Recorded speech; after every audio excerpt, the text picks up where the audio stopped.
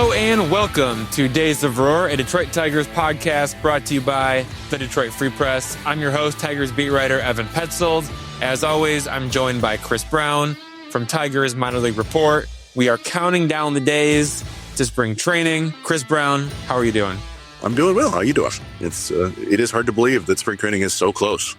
The clock is ticking. We are about 2 weeks away, and the Tigers have signed some players to minor league contracts. Right-handed reliever Phil Bickford and outfielder Corey Julks. Both players received non-roster invitations to MLB spring training, so we will see them soon. Any thoughts on Phil Bickford? When I look at him, I say, okay, this is a guy who spent all of 2025 in AAA with the Cubs and the Phillies. It was a 3.52 ERA. 9% walk rate, 28.5% strikeout rate. He hasn't pitched in the big league since appearing in 8 games in 2024. He had his best production from 2021 to 2023 in a 3-year stretch with the Brewers, Dodgers, and Mets. He featured a 2.81 ERA in 2021. That was the best year of his career.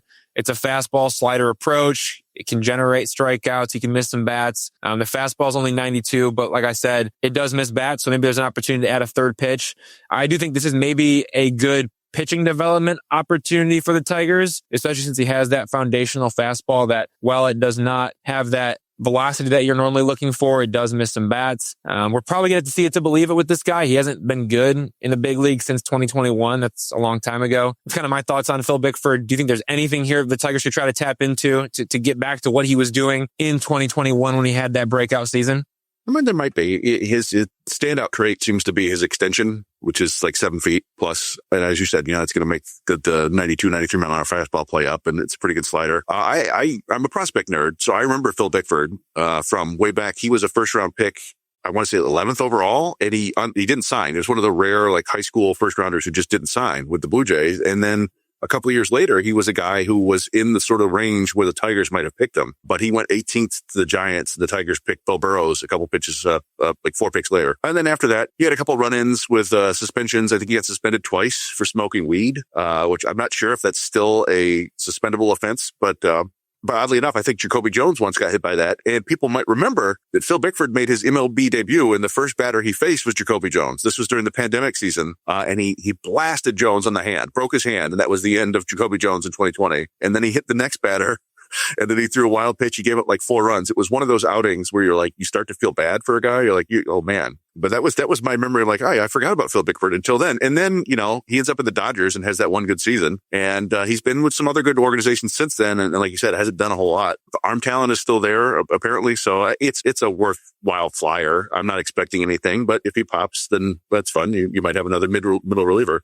Yeah, and it was the other Corey Julks. Yeah, I mean, Corey Julks is an interesting name. And I wondered, should Jahmai Jones be worried even a little bit? Because when I look at who Corey Julks is, and then when I think about what he can be, maybe Jahmai Jones should be worried about Corey Julks stealing his job at some point. Do I think it's going to happen? No, not unless Jahmai Jones struggles in spring training and early in the regular season, and we find out, okay, Jahmai Jones is just a one-hit wonder. If that happens, then I do think Corey Julks has an opportunity to play his way into a role with the Tigers in 2026, and that role would be as the right-handed hitting outfielder who specializes in matchups with left-handed pitchers, which is the role that's currently held by Jahmai Jones. And I love Jahmai Jones, both the person and the player, but he has some things to prove coming into this season. He needs to prove that he can perform consistently against left-handed pitchers, and he needs to prove that he can hold his own against right-handed pitchers, and he needs to prove that he can be at least serviceable in the corner outfield positions. So far, we've seen him perform against lefties and hold his own against righties, but the Tigers avoided playing him in the outfield last season. He was pretty much a designated hitter who wasn't allowed to play in the outfield. And manager AJ Hinch will tell you what he thinks about you by the way he uses you. And Jahmai Jones made just 5 starts in the outfield compared to 23 starts as a designated hitter, but he was also the Tigers' best weapon for left-handed pitching, both starters and relievers, hitting .288 with a .970 OPS in 122 plate appearances against lefties. So if the defense wasn't an issue, I don't think the Tigers would have prioritized Corey Julks as their first non-catcher position player signed to a minor league contract this offseason. But as for Corey Julks, I do think he has the profile of a Jahmai Jones type. He has a track record of AAA success against left-handed pitchers while holding his own against right-handed pitchers. And unlike Jahmai Jones, he is an average defender at the corner outfield positions. The only question is whether Corey Julks can rake against lefties in the big leagues, because so far that hasn't happened through 165 games between the Astros and the White Sox, but you can't deny the AAA stats. Facing lefties in AAA from 2022 to 2025, so the span of 4 seasons, Julks hit .281 with an .871 OPS, including a .314 batting average with a near .900 OPS against lefties in 2025. So there's some real performance there, but it's only at the AAA level. We can't forget about Matt Vierling and all of this, but Jahmai Jones, Corey Julks, like, could that be a storyline to watch in spring training? Or do you think this is totally just organizational depth? Jahmai Jones is the guy, no question about it. And we're probably not going to see Corey Julks in 2026. What are your thoughts on how this could all shake out? I think the odds are that we don't see Corey Julks, but I think you laid out a pretty good case of how it could work. And I do think people need to remember, if I'm Jahmai Jones, I'm not getting comfortable, right? Like this is, we saw it with Andy Ibanez, and he actually kind of had a remarkably long run as your lefty mashing right-handed hitter, because Jones had 150 plate appearances last year. In that role, you're getting 150 to 250 a year, maybe. And if you go like 5 for 50 in your first 50 plate appearances, you might be out of that job. You have to produce and do it right away. And in such a short number of plate appearances, you can't really tell. Like, I don't think you can expect Jones to repeat what he did last year. You think back to, oftentimes we'll see this with a guy who gets off to a super hot start. Like think of Matt Tuiasosopo way back in the day, if people remember him. He was kind of a fan favorite there because he was crushing the ball for like 3 months, but it was still only like 100 plate appearances, and then he completely fell back to earth. And that could happen with Jones, and Julks might be the next man up. So, like I said, I don't think Jones should be like specifically afraid of Julks, but he needs to keep producing, or else he's going to get replaced, because it's a very easily replaceable position. Another happening this past week was Tarik Skubal accepted his 2025 American League Cy Young Award from the Baseball Writers Association of America. It happened Saturday at the BBWAA Awards dinner in New York. Pitching coach Chris Fetter introduced Skubal, mentioning that Skubal joined Sandy Koufax, Randy Johnson, and Clayton Kershaw as the only left-handers to win the Cy Young Award in back-to-back seasons. That was a great nugget from Chris Fetter. Meanwhile, Tarik Skubal got up there and he talked about telling manager AJ Hinch same time next year after winning in 2024. And now that he's won it again in 2025, he told AJ Hinch to plan for the same time in a year from now. So Tarik Skubal is eyeing a three-peat for AL Cy Young Award. Not only was Chris Fetter and AJ Hinch in attendance, but you had President of Baseball Operations Scott Harris and his wife, General Manager Jeff Greenberg, Hinch's wife, and even Tigers PR Director Peter Chase. So there were plenty of Tigers in attendance, but still, no, Tarik Skubal and his agent Scott Boras, they have not avoided an arbitration hearing with the Tigers. So we are still on Tarik Skubal versus Tigers watch, with just 15 days until pitchers and catchers report to spring training in Lakeland, Florida, with an arbitration hearing that's going to be happening at some point in late January or early February. We have to keep talking about it. I don't know if you have any updated thoughts. I don't know if you watched Tarik Skubal's Cy Young Award ceremony. I don't know if you saw the, Chris Fetter introduction. Any thoughts on just kind of how everything went down there and maybe what's next in the Skubal v. Tigers saga? It's nice to see somebody get the award and go out there and you get the support from the organization. And I do think that we often conflate like the business side of things. And I think the players and even the front office knows that.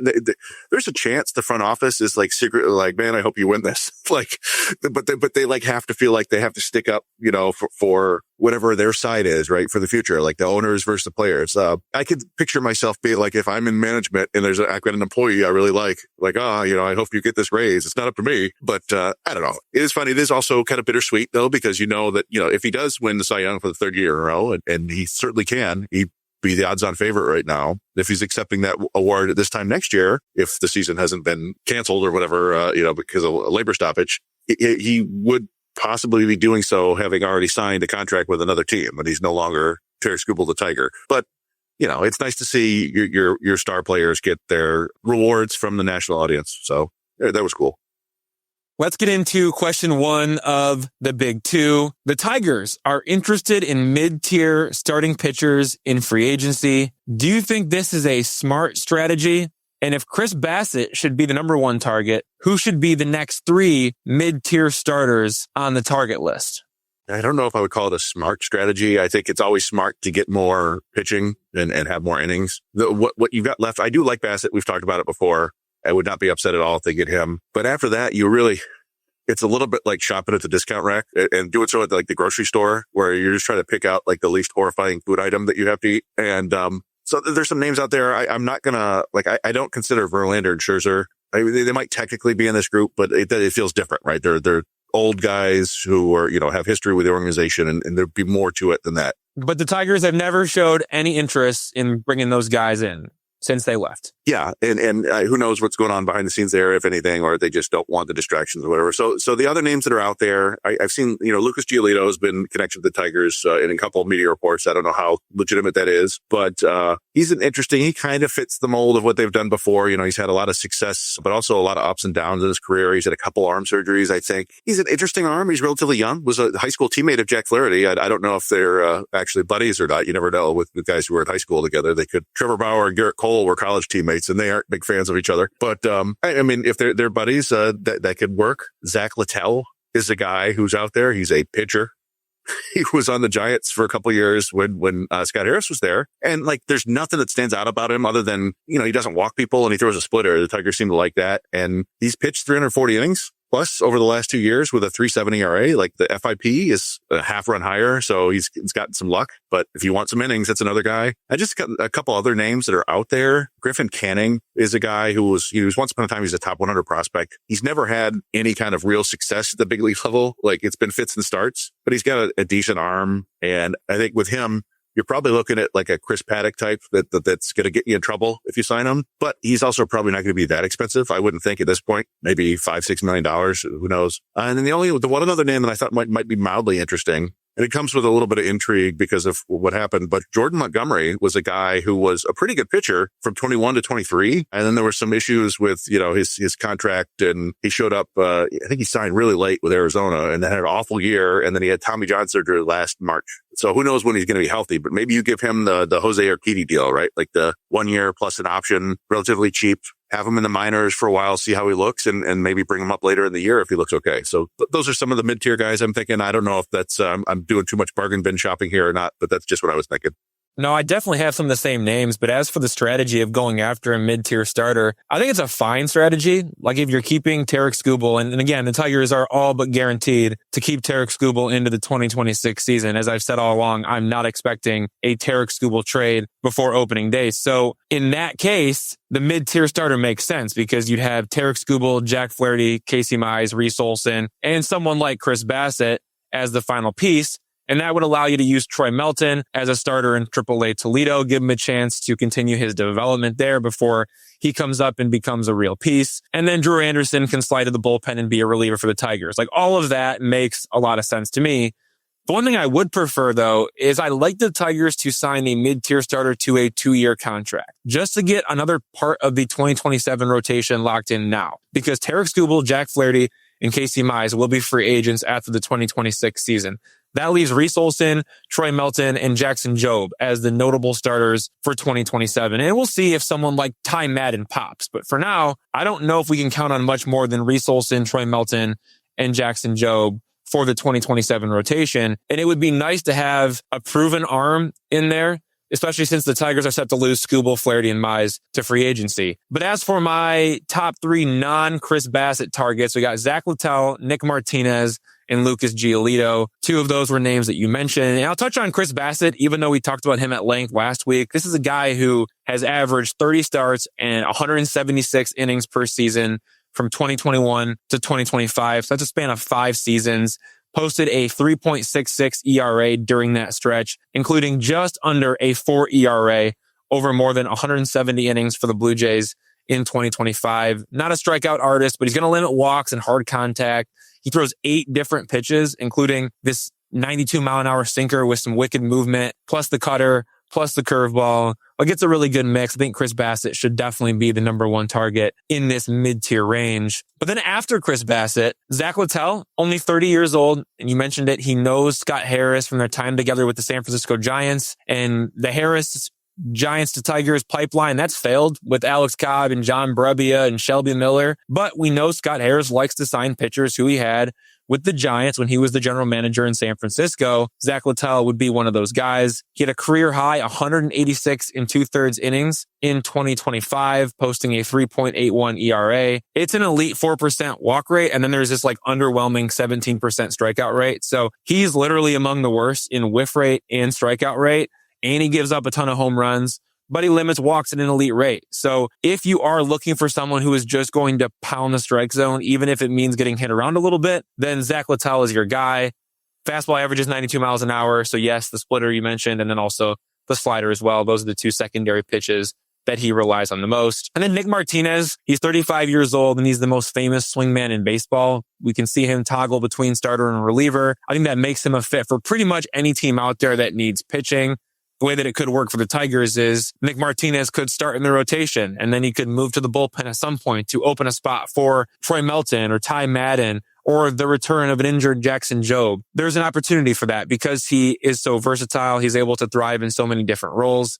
He had a 4.45 ERA and 165 and 2/3 innings in 40 games, of which 26 were starts. Those came for the Reds in 2025. It was a 4.72 ERA as a starter and a 2.61 ERA as a reliever. And then you get into the red flags because there are some red flags. The strikeout rate, it's gone down over the past 3 seasons from 23% to 20% to 17%. The fastball average is just 93 miles an hour. But on the positive, he provides durability, he has better than average walk rates, and he limits hard contact. So you know you're going to get like 100 to 150 innings across a variety of roles with Nick Martinez. It's probably going to be like a 4.5 ERA as a starter and like a 3 ERA as a reliever. And I think it makes sense for the Tigers because I know they're counting on guys like Troy Melton, Ty Madden, and Jackson Jobe, but they want Melton to get some fine tuning in AAA if that's a possibility. They want Ty Madden to have a chance to really emerge and blossom in AAA after a lost season due to injury in 2025. And then obviously they need Jackson Jobe to recover for Tommy John surgery. So Nick Martinez makes sense in that hybrid role. I could see the Tigers going that direction. And then last on my list is Lucas Giolito. Maybe I'm crazy for saying this and you can definitely say that I'm wrong, but I ranked Lucas Giolito as 4th on this list for a reason, behind Chris Bassitt, Zach Littell, and Nick Martinez. Like I think it would be a cool story because there's the Lucas Giolito, Jack Flaherty connection from their time at Harvard Westlake High School, assuming they like each other. But I just don't see a path to success for Lucas Giolito in 2026. Like this guy is a long time removed from being a top of the rotation dude. And if you look at 2025, yes, he had a 3.41 ERA in 26 starts for the Red Sox. But coming back from Tommy John surgery, he had below average marks in nearly every underlying metric, including fastball velocity at 93 miles an hour, swing and miss rate at 23%, strikeout rate at 20%, walk rate at 9%, and ground ball rate at just under 40%. Like there are so many red flags here. And you can say, hey, Evan, Lucas Giolito had a 2.51 ERA in his final 19 starts. And yes, that sounds really good. That ranked 5th among 60 qualified pitchers, a 2.51 ERA in his final 19 starts. But during that same stretch, he had a 4.7 expected ERA. That ranked 55th among those 60 qualified pitchers. So he ranked 5th among 60 qualified pitchers for his actual ERA, but his expected ERA based on the underlying metrics was 55th among 60 qualified pitchers. That tells me that his results, it was all luck. It's not something that's going to be sustainable. So yes, Lucas Giolito would be better than Chris Paddock or Charlie Morton, but Lucas Giolito is closer to a 5 ERA starter than a 2.5 ERA starter. And for that reason, I'm out unless the Tigers believe they found an adjustment to unlock the elite swing and miss rate, which used to be a part of Giolito's profile back in 2019, 2020, 2021 with the White Sox. It's only 31 years old, but he has not been at the top of a rotation for a long time. And I worry that he's more of a back of the rotation starter as opposed to a true mid-tier starter at this point, just based on everything we've seen from the underlying metrics. So I'm kind of out on Lucas Giolito. I like Nick Martinez. I like Zach Littell. And of course, you know I'm all in on Chris Bassitt. All right, question 2 of the big 2. The Tigers have had the same 4 top 100 players on both MLB Pipeline and Baseball America: Kevin McGonigle, Max Clark, Bryce Rayner, Josue Briceño. We're going to go to our prospect expert, Chris Brown. What do you think about these 4 players? Definitely some good players here, but the individual rankings, which we're going to get to momentarily, it just seems reflective of a very top-heavy farm system. Yeah, I think it's a really fascinating group because not only is the top four the same everywhere, it's in the same order everywhere. And this is like across the board. I can't find anywhere else from people who cover the Tigers, like Tigers Minor League Report, to every other public outlet has McGonigle, Clark, Rayner, Briceño in that order. So yeah, it's a top heavy system in that regard, but it is an interesting system because I think everybody's going to have different players for like the next 10 or so, 10 to 12 players, but you can make a case for literally all of those guys to be a top 100 prospect down the road. They're all sort of in that, I would say like 150 to 300 range, if you will. And they take a couple steps in the right direction and they're top 100 talent. So it's top heavy with really good prospects. But it's also got decent depth of solid prospects. So, yeah, I mean, it's fun. I'm always way into prospect ranking season, obviously, as a prospect nerd. So walk me through, what do you think about the individual rankings for these four players? Kevin McGonigle at number 2 on both. Max Clark, number 6 on Baseball America, number 10 on MLB Pipeline. Bryce Rayner, number 29 on Baseball America, number 35 on MLB Pipeline. Josue Briceño, number 76 on Baseball America, number 40 on MLB Pipeline. So the biggest difference there is Josue Briceño. Everybody else kind of in that same grouping. What do you think about the individual rankings for those four players on both Baseball America and MLB Pipeline? Yeah, I don't have any issues with all of them, honestly. I think there are a lot of years where Kevin McGonigle would be the number one prospect in baseball. You're talking about, a truly elite hit tool with above average power and speed, and he's going to play somewhere on the dirt. He may play shortstop. He'll probably be a very good second baseman. He could play third base. So this is like a potential Alex Bregman, Jose Ramirez type if everything goes right. And he has that ability. Unfortunately for him, Connor Griffin is Calvin Johnson. He's just a monster athlete. He could be a Gold Glover at shortstop or in center field, and he's got 70, 80 grade raw power, like a 70 to 80 grade runner. It's that he throws hard. It's just not fair. You're looking at like, if everything works out with Connor Griffin, he's Bobby Witt Jr., but taller. So yeah, he's just an elite prospect, one of the better prospects we've seen over the last few years. And that kind of keeps McGonigle out of the top spot, but there's no shame in that. You're still talking about it. McGonigle should be a multi-time all-star, potential batting champion type player. And then it's funny, Max Clark is, top 10 prospect basically everywhere. You don't think of him as being overshadowed because he's such a big personality and he's a very, very good prospect, but he has become overshadowed by Kevin McGonigle, oddly enough. And if McGonigle didn't exist, maybe that's a horrible thought, but if he didn't, I think Tigers fans would be super pumped about Max Clark because he's got an ideal leadoff hitter profile, which is something, a lot of Tigers fans have wanted forever and ever and ever. It's kind of like, I think Red Wings fans have always wanted that big defensive blue liner or whatever, and Clark is he's going to walk a ton. He's going to steal bases. He's going to play good defense. He's going to slash line drives all over the place. I try to come up with like a good comparison for him. It's not great. I've compared him to like Johnny Damon in the past or Lenny Dykstra if you're old. Modern players, maybe like a TJ Friedel, or I could see him being like a Brandon Nimmo on base machine, but also a better defender. Like he's got the chance to make multiple all-star teams himself. So like this is an awesome top 2 prospect list to have. And again, that's just like kind of the start of it because I think it really is a bummer that Bryce Rayner got hurt last year for a number of reasons. But I think had he stayed healthy, the Tigers would have 3 top 10 prospects in baseball. And you can already see, like Baseball America had all their individual editors make their own, like publish their personal top 50 lists. And Rayner was as high as 13 on one of them already, despite only playing 35 games last year. And just to kind of give you an example, I was doing some prospect write-ups earlier tonight, and I was looking at stuff. I was actually looking at Hao-Yu Lee, who had 6 batted balls in Toledo, hit over 110 miles an hour. And I was like, wow, that's kind of a lot. And I was looking at the entire system from the majors down to the low A. Now, we don't have publicly available data for high A and double A. So there's no Briceño, there's no McGonigle, there's no Lorenzo here. But Riley Green led the entire organization with 20 balls hit 110 miles an hour or more. A quick reminder that Riley Green is good. Nobody else in the organization had more than 6. The entire organization had 6. Rayner had 4 in 35 games. So he would have been second easily had he stayed healthy. So you're talking about 70 grade raw power already from a teenager. And then to go along with that, he's faster than people realize. He's an above average runner.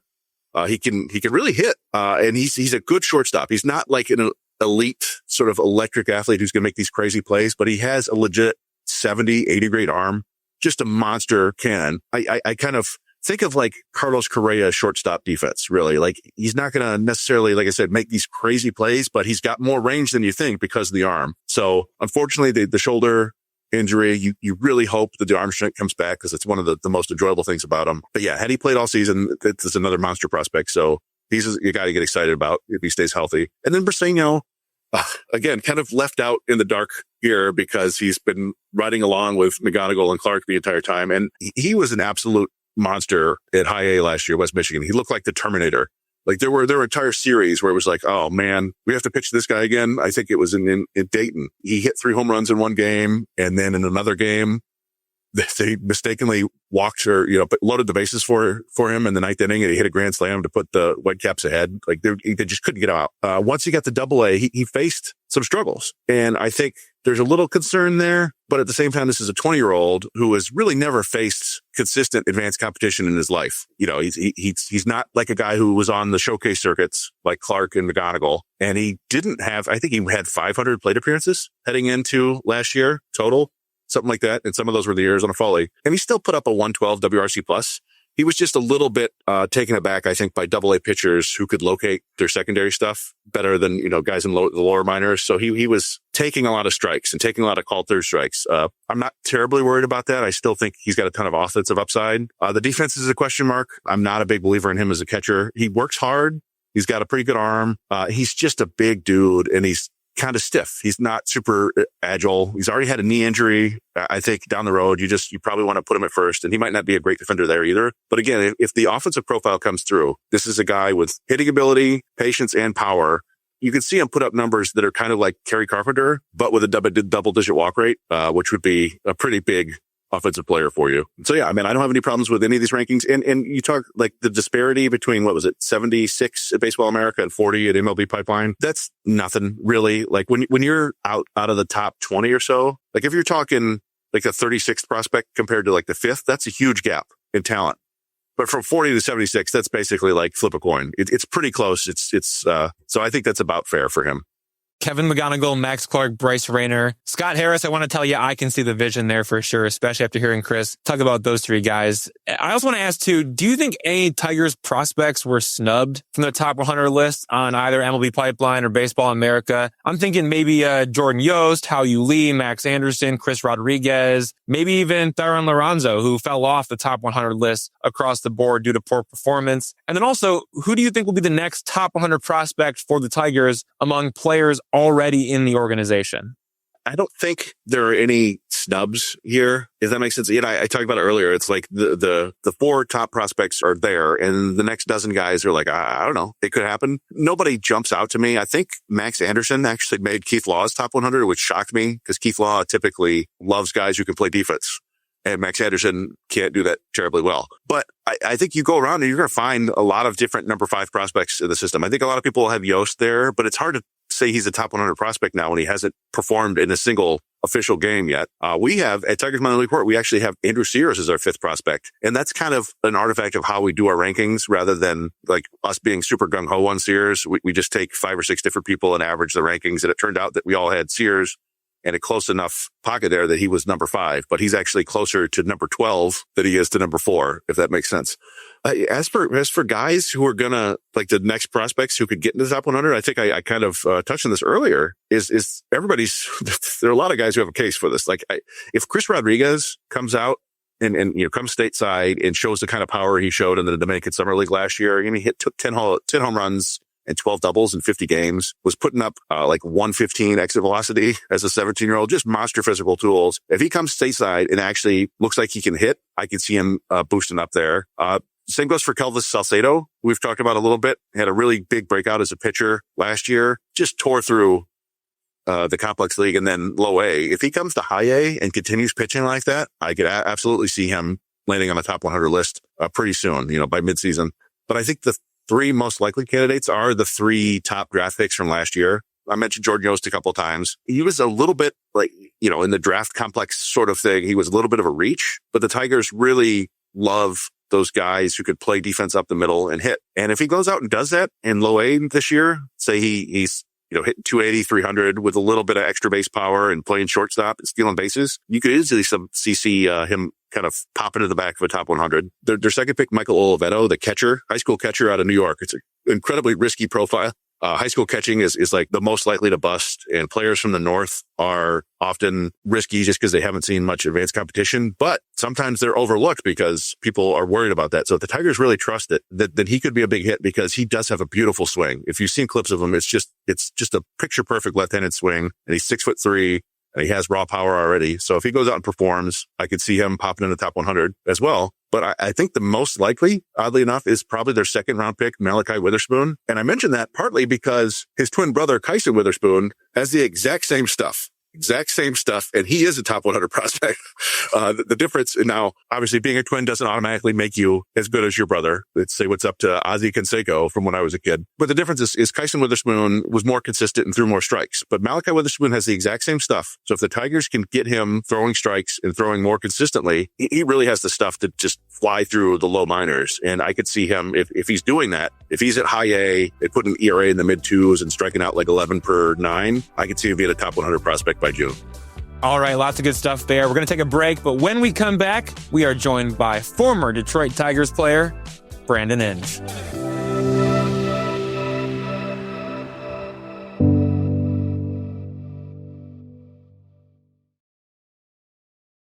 Everyone, I'd like to welcome former Detroit Tigers catcher and third baseman Brandon Inge live from the Inge Performance Lab, where you can hear players taking batting practice in the background. To the Days of Roar podcast for the first time, Brandon Inge played 13 MLB seasons, including from 2001 to 2012 with the Tigers, and he made the All-Star game in 2009. He is one of the best defensive third basemen to play the game, and now we're lucky enough to have him on the show. Brandon, thanks for joining. Thanks, guys. Sorry about all the noise, but I got some kids in here crushing some balls, so that's good. Well, we're going to spend a lot of time talking about the Inge Performance Lab, which is a new facility that you opened in Brighton, Michigan. Full-size Little League diamond, 6 batting cages, a workout room, so much more. But before we do that, can you tell Tigers fans, how's your family doing? How are the kids doing? And what has kept you in Michigan after all these years? So everyone's doing great. Thanks for asking. I have a senior at Brighton High School this year, which is crazy, and he's my youngest. My oldest is at Oregon State playing baseball there. So our life's a little crazy at the moment, starting a facility. But when I retired, I went back to Virginia, my home state of Lynchburg, Virginia. And it was just the kids missed their friends that they grew up around during baseball when I was playing. So they begged me, can we go back to Michigan? And I'm like, fine, we'll go back. I mean, I had 400 acres. I had a farm. I loved it when I was out there. I went back to my roots. But hey, you do whatever your kids want, and everyone's healthy, happy, and that's all we can ask for. So thank you for asking that. So I want to ask you about a recent topic in baseball, the Baseball Hall of Fame. Carlos Beltrán, Andruw Jones, they were just elected for induction into the Hall of Fame. Players need to reach 75% threshold to get in. Beltrán was named on 84.2% of the ballots with his 4th year of eligibility, and Jones was named on 78.4% of the ballots in his 9th and second to last year of eligibility. You played in the same era as both of those guys. What do you think about Carlos Beltrán and Andruw Jones getting into the Hall of Fame?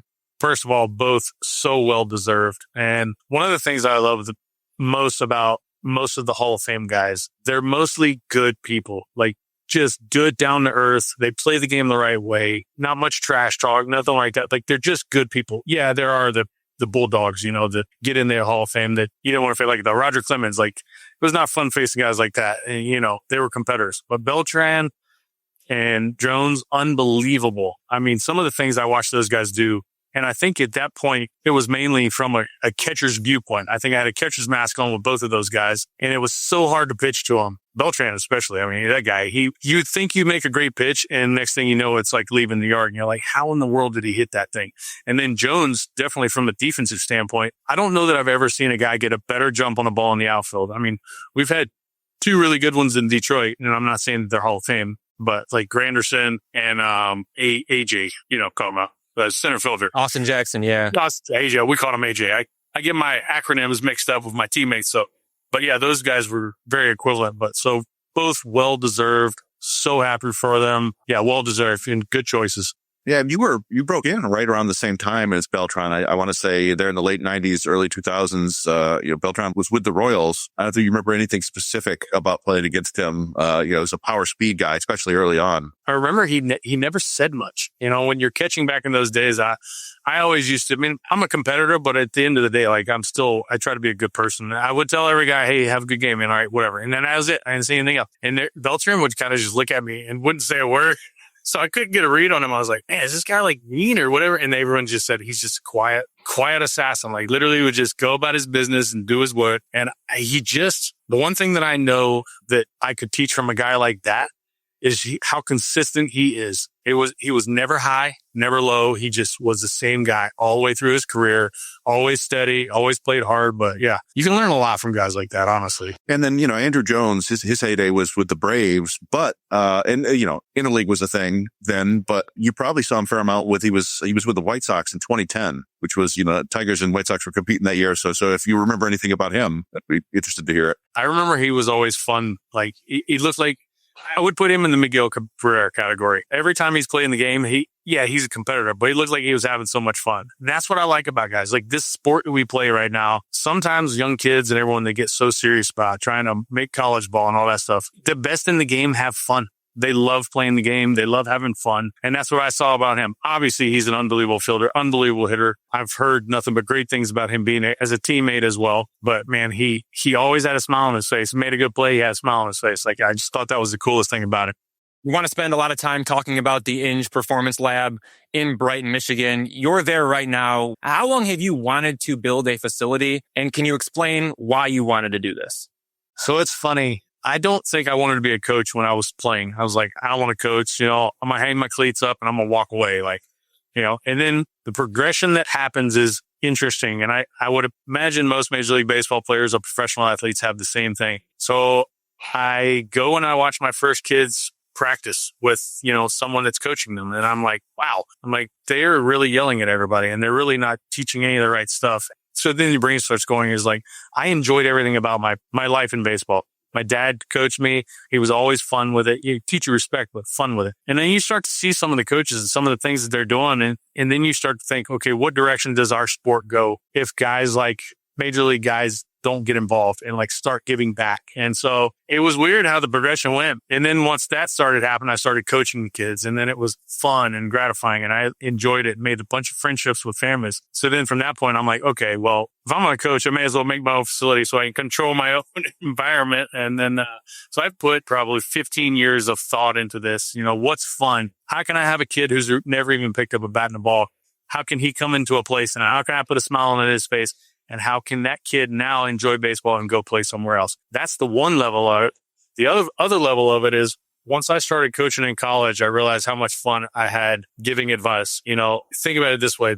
I learned so much from Trammell, Gibson, Parrish, Leland, all of those guys, little nuggets they'll give you went a long ways. So when I was coaching at the University of Michigan, just one of the little nuggets that I would give to those guys, I could see them just take off with it. So what I'm enjoying most here is I can take high school kids that I think have a chance to go play college baseball. I can get them all of their stats, all their numbers, and then I can tell the college coaches, since I know majority of them in Michigan, I can say, listen, he's a really good kid right here. I'm sending you a kid that can play for your team. And I think I get the most fulfillment out of taking a kid, getting him to college. I tell him, when you get to college, you're on your own. I'm out of it. Let's play ball. I can help you get there. And this facility is going to be the stepping stone to get them there. And I'm super excited about it.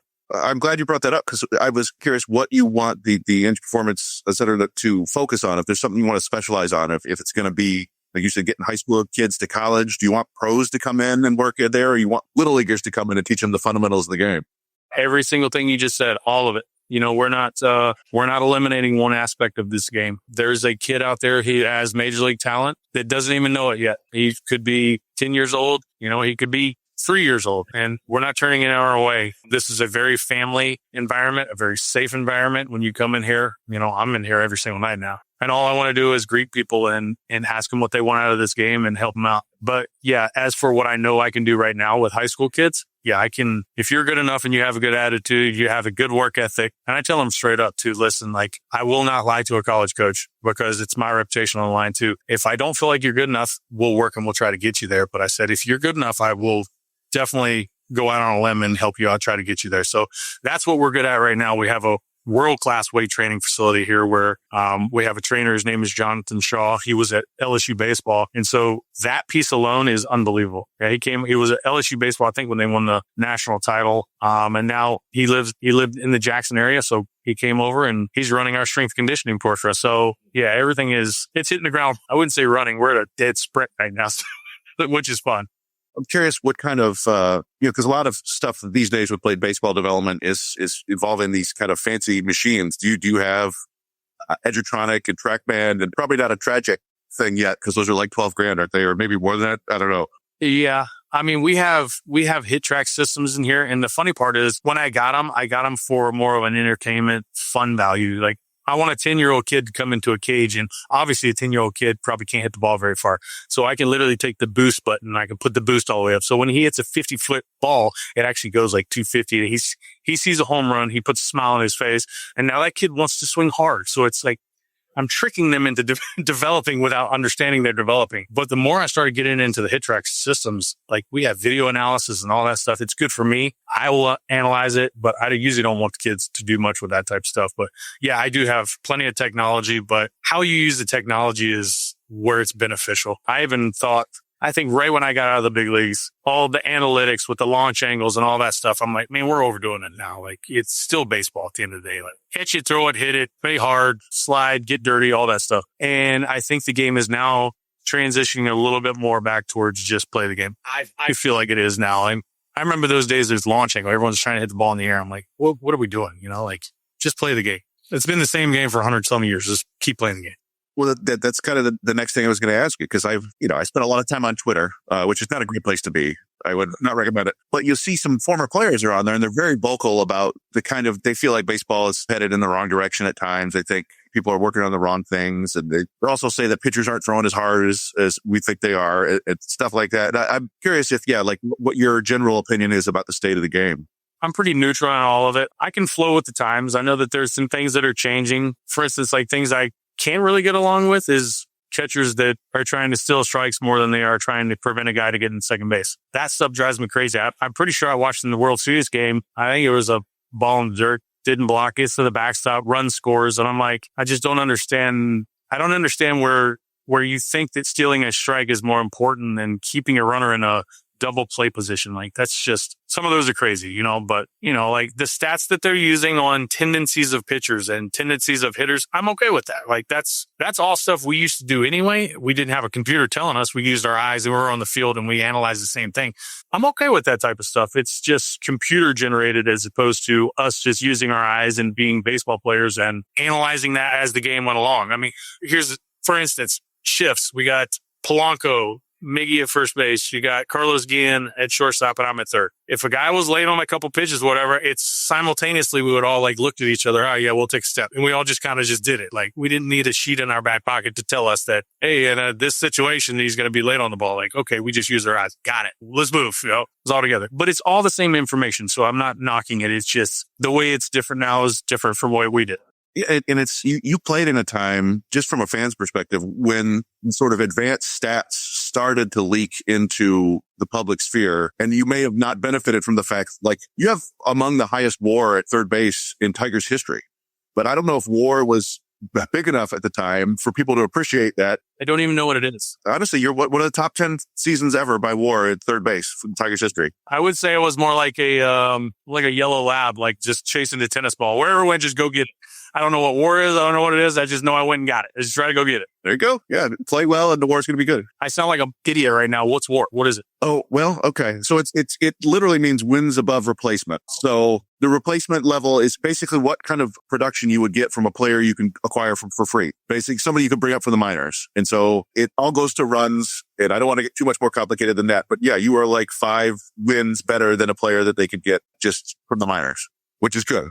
It's all-star level. Yeah, it's funny you say that, because I think my only goal is trying to be like a non-selfish player on defense. When you're defense, you should be a non-selfish player. The only thing that I think I ever thought about was my pitcher's pitching his tail off, and I'm going to do whatever I can to get this out for him. If I help him, it helps our team. So it's funny you say that. Like, was literally my whole mindset was like, stop everything. I don't care if you make an error on it, go after it. Like, be aggressive to try to get to it, to try to make it. So it's funny you say that. I don't think I've ever looked at the stat. I'm not a stats guy. I don't care. Like, I want to play hard. We teach the game, but I don't think I ever looked at that type of stuff. But it's funny hearing you say that.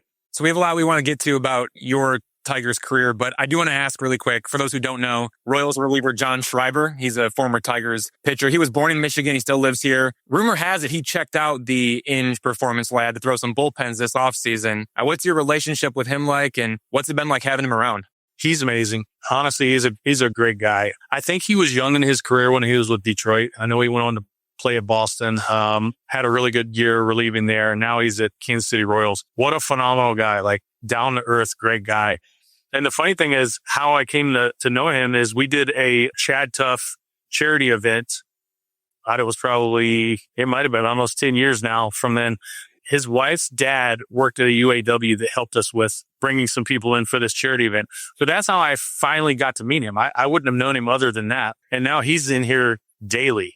This guy is working his butt off, like getting after it. And I'm looking for good things from him, but I can't say enough positive things about him. He's a great guy and a great baseball player. Also, too, what led to you putting the facility in Brighton as opposed to Ann Arbor, Novi, somewhere else like that? Right now, it's ease of access because I live 5 minutes down the road. So Brighton was the easiest place to put it. And the place came available that I was looking at for a while. It was just an easy fit. And, for many people around this area, I think it's a good fit for the business whole. Yeah, and you got to deal with the Legacy Center on the other side of town. I'm not in the travel ball game. That's the thing. There you go. I'm good friends with Rodney Gilbo at Legacy and owns that. And he's one of the things I said. I'm like, I'm not competing against you guys. Like, I'm developing each individual kid. Like, I can send them all to their own travel programs. That's fine. I just want to make one kid that maybe had a rough game on a weekend for whatever travel organization he's in. All right, come on in here. Let me help you with your swing a little bit. And if he feels better and he plays better, then I'm happy. And that organization should be happy. So not try to steal anybody. No, that sounds great. No, that's just me saying I know where you are. Yeah. Because I live there. So, we're going to switch it back a little bit to those kind of, those great Tigers years. You were part of some really memorable Tigers teams. We're at 20th anniversary of the 2006 team now, which is crazy. The 2009 team with game 163, you get hit by a pitch. They don't count it. All-star game, home run derby. I don't know if some of your, I'm just curious if you have some really, strong memories of that era. Cause I know fans do. Yeah, no, I mean, all of it. 06, unbelievable. Mine are different because we're talking about going back to 03. And you're talking about 03 being struggling and then 06 being a World Series. Like, that was the most fulfilling, being able to go through season like 03, learn from those mistakes. And let's just be honest. Our owner, Mike Ilitch, he put the money into it. He put the players into it. Like, he bought it. So it wasn't just like, it's not like we took our 03 team and made it 06. Our 03 team, we kept a few players and then we added. So it was good by him. But that was super fulfilling. Learning from your mistakes, getting to 06, Maglio walk-off. I mean, are you kidding me? The hair stands up on my arm every time I even talk about it. 09, I talk about that game 163. Daily, probably. I have never been, and not just speaking for myself, the entire team after that game, I've never seen a team more exhausted because they legitimately squeezed every ounce of juice out that we had.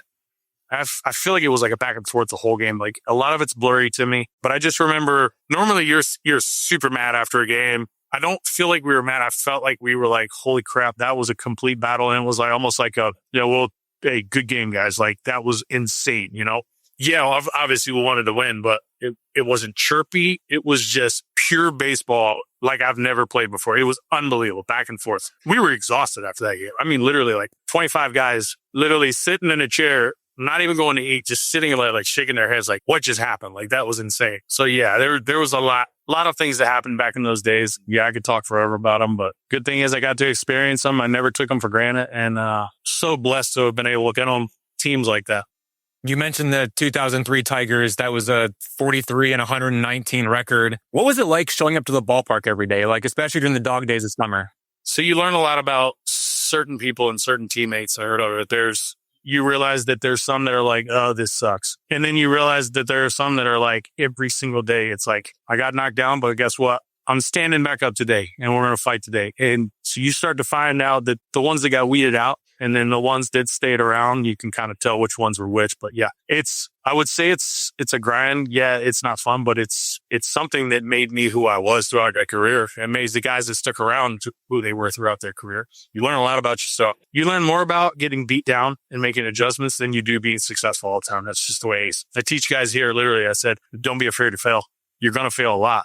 Learn from what you failed from and then make the adjustments. That's how you get better. Speaking of that team, current Tigers manager A.J. Hinch, he bounced around quite a bit, but he did play 27 games for the 2003 Tigers. You were the primary catcher at that time, but I'm sure you spent a lot of time with him when he was in the big leagues just because he was a fellow catcher as well. What do you remember about him from back then? And then did you have any clue that he would be a big league manager one day? I figured he was always wanting to be the smartest guy in every room. So yeah, I figured he was going to be a manager. And most catchers make good managers. But yeah, he was a good guy, good teammate.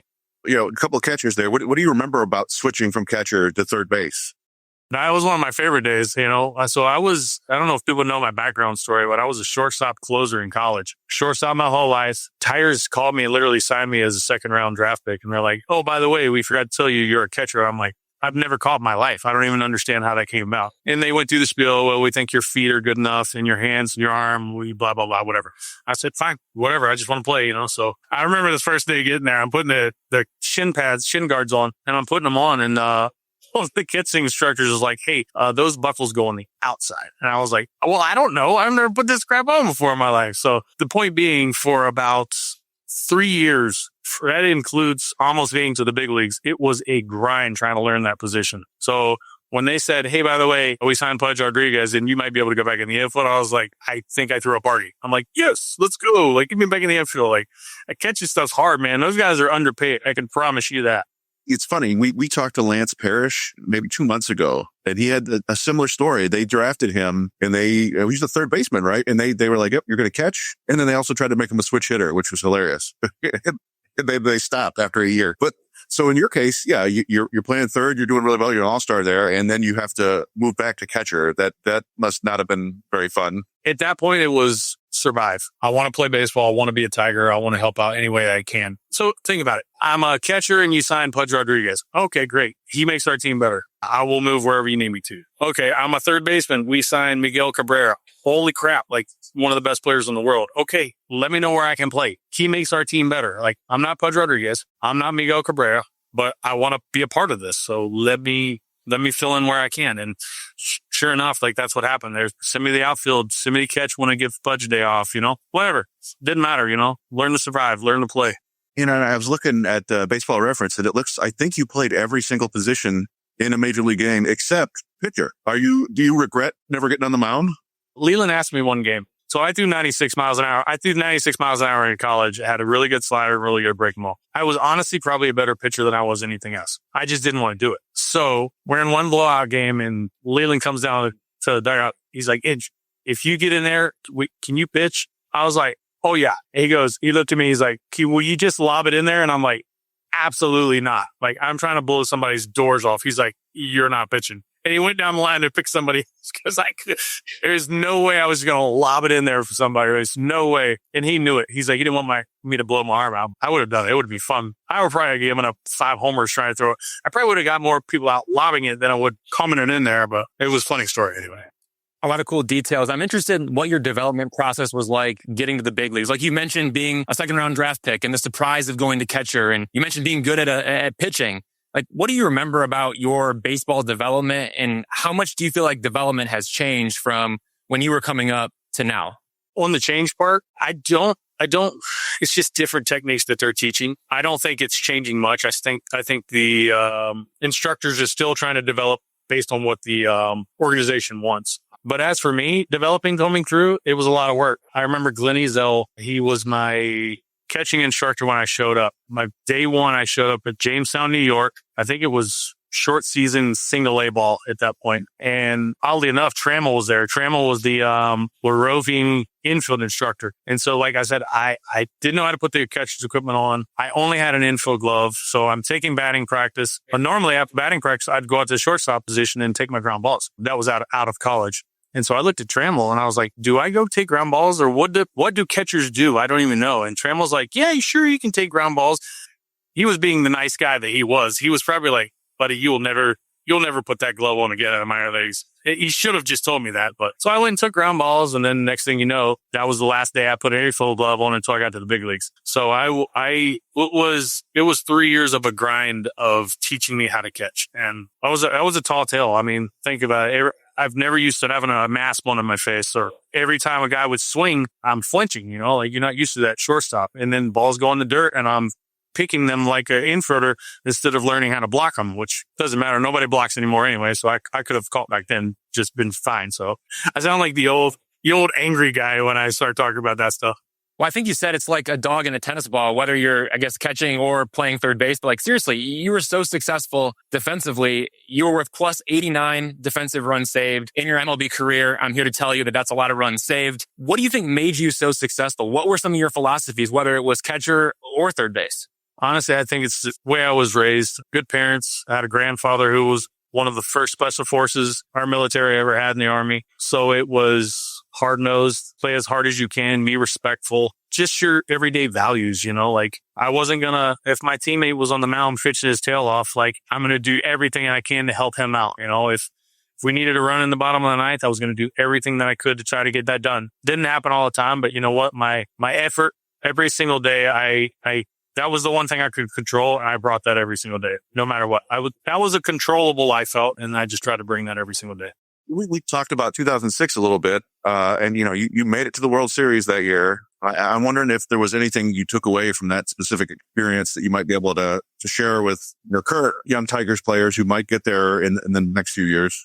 Yeah, it's a different ballgame when you get to that level. There's a lot of pressure. The crazy thing is you want it so bad. You want it so bad for you. You want it so bad for your teammates, the city, the state. You want the Tigers to win it. So you put extra pressure within. You really don't need to. It's all just a mental game at that point. But the main thing for us that frustrates me to this day is just rolling through Oakland and then having that, I think it was 4 or 5 days. I don't remember how many, but it was so many days where we didn't face live pitching, and what we thought was right probably wasn't right. Like we were like, all right, we're going to rest our bodies. We're going to be the most rested team going into this. And we practiced every day. That's not, but when your eyes don't visually see live pitching every single day, it took us 3 days to get back into it. I mean, if you watch the World Series, it literally took us 3 days before we started. Okay, it was the normal guys are starting to hit again. So it was hard, but yeah, it's, for one, you have to relax, and the other one is an uncontrollable. That was just kind of what it was.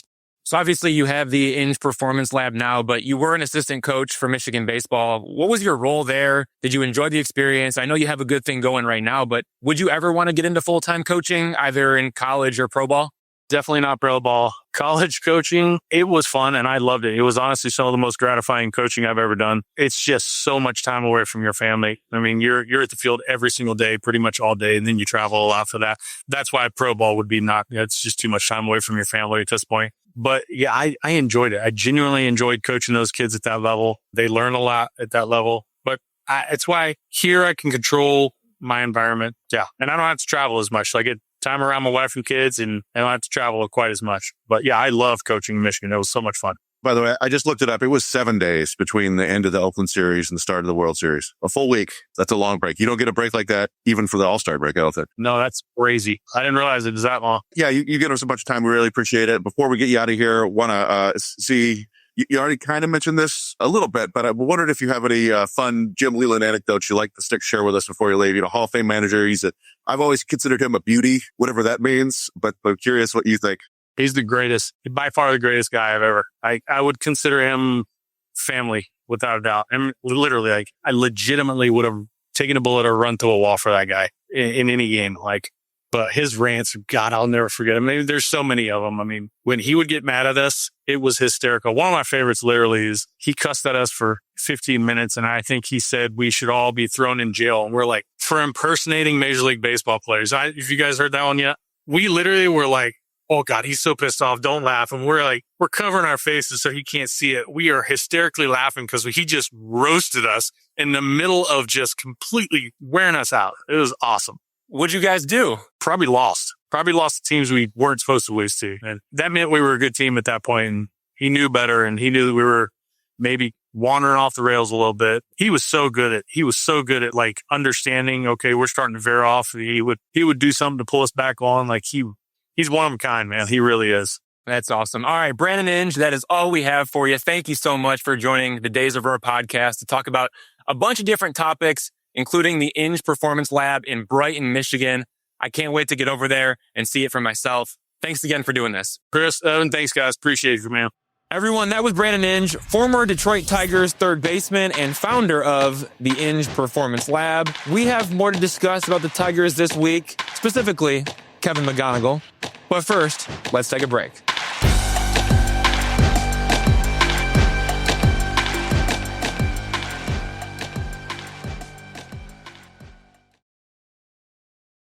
We had a lot of prospect talk during this episode, and I got a question on social media from a Tigers fan named Paul Robinson, so I wanted to discuss it here. This is the question. Do you expect the likes of Max Clark and Kevin McGonigle to break camp with the team, or is it more likely to see them start in AAA Toledo? Now, I've said this before, and I'll say it again. I don't think the Tigers will promote Kevin McGonigle until mid-August, thus preserving his rookie status until the 2027 season. Now, if that happens, Kevin McGonigle would make his MLB debut in August 2026, and he would gain 2+ months of MLB experience, and then he would make the 2027 opening day roster, with the Tigers still eligible to benefit from McGonigle in the prospect promotion incentive, meaning the Tigers would gain a draft pick if McGonigle wins 2027 Rookie of the Year. And we all know McGonigle will be more likely to win the 2027 Rookie of the Year if he gets a couple of months in 2026 to adjust to MLB pitchers. So August 2026 for McGonigle's MLB debut is a way for the Tigers to A, manipulate service time, and B, have a better chance of gaining a valuable draft pick through the prospect promotion incentive. So if McGonigle comes up before mid-August 2026, then he would not have rookie eligibility in 2027. But if he comes up in mid-August or after mid-August, then he keeps his rookie eligibility into 2027. That's why I think Kevin McGonigle, it might just be mid-August 2026 for the MLB debut, even though I know everyone wants him to be on the opening day roster. As for Max Clark, I don't think we will see him until 2027 opening day, but never say never. Maybe he catches up with McGonigle and we see him in mid-August or anytime in September for a postseason race. The fact that he can play all three outfield positions, it helps him. If Parker Meadows goes down with an injury and it is July or August or even in September, maybe we do see the Tigers turn to Max Clark. Or if somebody else goes down, maybe Riley Green suffers an injury. Nobody wants to see that happen, but it's baseball. Things like that can happen. Maybe Riley Green goes down and the Tigers need Max Clark to play a corner spot. Max Clark could be capable of doing that down the stretch. So Max Clark, I don't think we see him until 2027 opening day. Kevin McGonigle, I don't think we see him until mid-August 2026. But I want to know from you, the prospect expert, am I wrong for thinking Kevin McGonigle in mid-August 2026? Do I need to speed up my timeline, or do you think I'm onto something here? No, I think you're probably right on there. You know, I've gone through these periods where I thought like, okay, McGonigle's ready. He's going to break camp with the Tigers. And I don't think it's a complete non-possibility. I think there's a chance if McGonigle and Clark are in camp and just destroying, I think there's a chance they can win spots. But I do think that you're right. I mean, we're talking about a couple of players who have only had 40, 45 games above A-ball. They're both in AA. They haven't been in AAA yet. They're very talented, and I think that they could come up and survive. Like, they come to the majors and not fall flat on their face. Even if they struggle like crazy and are having a hard time, they're the sort of guys who can adjust and eventually figure it out. I just don't think the Tigers want them to do that. I don't think they I think they would want them to be completely ready to come up. And I do think you're probably right. That's more likely later in this season. The one other possibility is that they could sign one or both of these guys to those Colt Keith extension type things and then be inclined to bring them up. Although, if you do that, I learned, I didn't know at the time, but I learned from the Colt Keith extension, if you sign one of those, then you're no longer qualified for the prospect promotion incentive picks. But I think there is this like a secret way around that. If you have them up and play for like 2 weeks to begin the year and then sign them to the extension, then I think they qualify. And, but whatever. I don't think any of that's going to happen. I think you're right. The most likely scenario is that if we see them next year, it'll be late in the summer. And who knows? I mean, nobody likes these storylines because it's kind of an old cliche, but like, hey, you know, that, instead of making big trades, we're just going to bring, you know, get healthy or bring the guys from the minors. That's going to be our big trade moves. But I could see that actually being a thing, next year if those two guys come up. Yeah. Unfortunately, I would love to see it. I would love to see them just go for it and bring the young guys up and have some fun back like they did back with Verlander and Zumaya. And again, sort of with Porcello and Perry. but that's not the way this front office has worked, right? Like they really do not push guys, especially if they haven't been to AAA yet. So I think we have to wait. Before we get out of here, and I want to be fair to our friend Paul Robinson, this Tigers fan who is asking this question. He asked opening day roster for the Tigers or AAA Toledo. And I'm wondering, are both these guys going to go back to AA Erie and start there and work their way up from Erie? When you look at even Kevin McGonigle, he hit 254 in 46 games in AA Erie. Max Clark hit 251 in 43 games in AA Erie. It's 200 plate appearances for Max Clark at the AA level. And it's 200 plate appearances for Kevin McGonigle at the AA level. Do you think these guys need more time in AA even? Or do you think they're automatic locks for the AAA opening day roster if they're not in the big leagues when the season starts? No, absolutely. I could absolutely see them going back to AA. And not as any sort of punishment or whatever, but the Tigers like their prospects to earn the promotions, right? And you could make the argument that they've already earned that, but you could also look back. They did it with Ty Madden as a pitcher a few years ago. He had a solid year in AA and they sent him back and he dominated for like 3 weeks and then they called him up. They did it with Troy Melton last year. People might not realize that Troy Melton went back to AA to begin the season last year and then went to AAA and then was up in the big leagues throwing innings in the playoffs. And they wanted Jackson Jobe to get to AAA before he got to the big leagues, even if it was just for 2 starts in AAA. So that is clearly part of the development path, right? Is AA to AAA to the big leagues. But to your point, maybe going back to AA could be in the cards, even for 2 consensus top 10 prospects. Yeah. And they wouldn't be, theoretically, you send them there, see how they perform. I'm sure they would dominate at least, within 2 months, they'll be crushing it again. And then they go to Toledo. You'd hope so. And, there you go. And, Briceño will be back there in AA, almost certainly. Lorenzo will be back there. So it's nothing wrong with keeping all those guys together. These are still a bunch of 21-year-olds, aside from Lorenzo, I think it's 22. But so, I understand the desire to want to see them. I want to see these guys in the big leagues. I think they're super talented, but they are still very young. And, ultimately, there's no real harm in not bringing them up unless, you missed the playoffs by 1 game. All right. It's time to get out of here. Thanks to Chris Brown from Tigers Minor League Report for co-hosting with me once again this week. And thanks to everyone for listening to the latest episode of Days of Roar. Please like, rate, share, and subscribe. Give us a rating and comment what you think about the show. Stick with freep.com/sports for the latest Tigers coverage. I'd like to thank the editor of the Free Press, Nicole Avery Nichols, and our magical producer, Robin Chan. For the Detroit Free Press, I'm Evan Petzold. We'll catch you next week. Until then, go in peace.